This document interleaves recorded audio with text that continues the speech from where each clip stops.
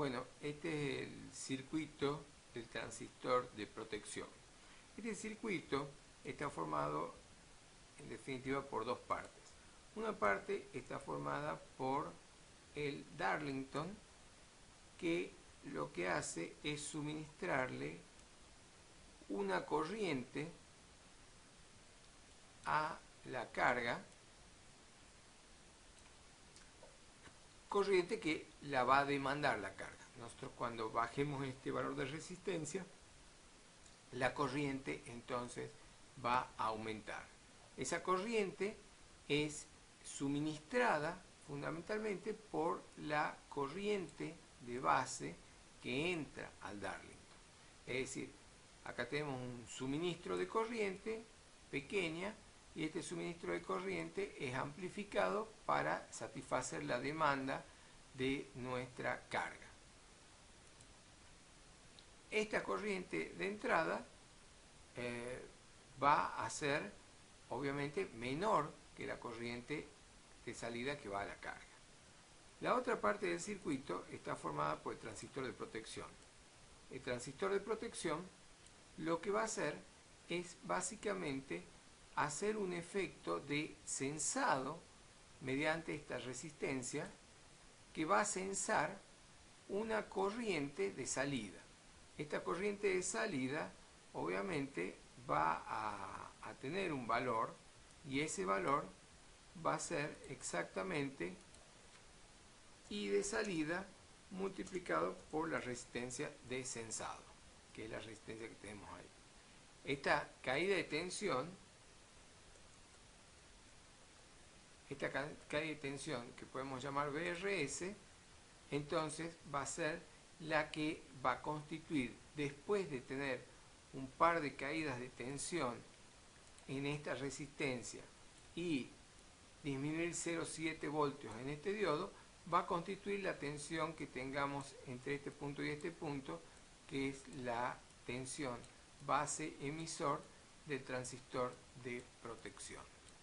Entonces, esta tensión va a ser la que va a estar regulando cuánta corriente va a venir por el transistor de protección. ¿Cuánta corriente va a venir por el transistor de protección? Ahora, esta corriente que va a venir va a ser la consecuencia de la tensión base emisor. Sin embargo, lo que tenemos que analizar fundamentalmente es que nosotros estamos mandando una corriente hacia la base del Darlington, pero ahora esta corriente la vamos a tener que restar de la corriente que se deriva hacia el transistor de protección.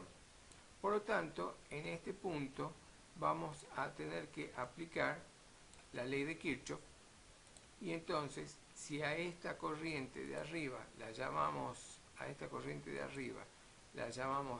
I de entrada y a esta corriente la llamamos I de entrada prima y a esta corriente que se deriva por el transistor de protección la llamamos IP, entonces vamos a escribir una ecuación que es la ley de Kirchhoff, en donde IE va a ser igual a IE'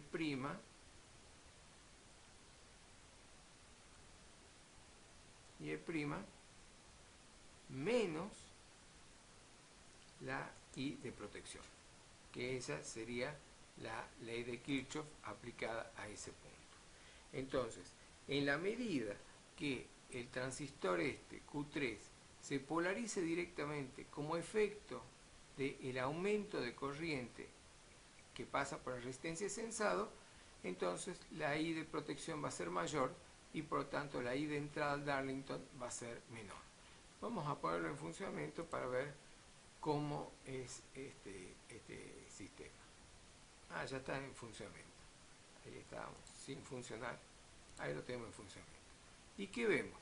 Que mientras la corriente que toma la carga, que la vemos en este amperímetro, es baja, o sea, no supera un determinado valor, la caída de tensión que toma la resistencia de sensado es baja y por lo tanto la tensión base emisor que polariza al transistor de protección es insuficiente como para que el transistor salga de su estado de corte, es decir, de los 0 amperes. Por lo tanto, toda la corriente que larga nuestra entrada está presente en la entrada del Darlington. Ahora, si nosotros vamos disminuyendo la resistencia, va aumentando consecuentemente la corriente de carga y también va aumentando la caída de tensión y por lo tanto también está aumentando la tensión base emisor. Sin embargo, con 22 milivoltios no es suficiente como para polarizar al transistor y por lo tanto no produce ningún efecto. Sin embargo, si seguimos bajando la resistencia, vamos viendo cómo va aumentando la tensión base emisor. Ahí ya estamos en 255 milivoltios, sin embargo sigue cortado, sigue bajando la resistencia y ahí ya tenemos una pequeñísima corriente, 185 nanoamperes, que prácticamente no son nada frente a los 13 miliamperes. Sin embargo, si seguimos disminuyendo la resistencia, ahí vemos que estamos ya en 450 milivoltios y ya empieza a conducir.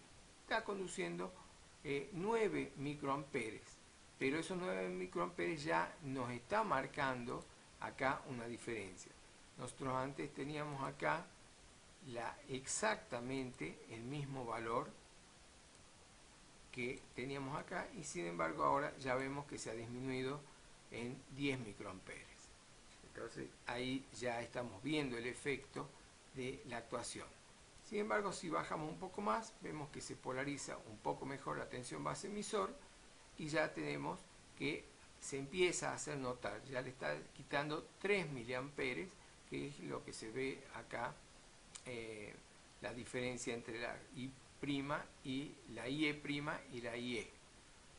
Y si seguimos disminuyendo la resistencia, vemos ahora que el transistor está totalmente polarizado con 650 milivoltios y ya le está quitando de los 18,25 miliamperes, le está quitando 18,15 y por lo tanto al Darlington le está llegando apenas 107 microamperes. Por eso es que ya la corriente no puede seguir aumentando. Es tan así que si yo disminuyo a 1 ohm, ¿ven?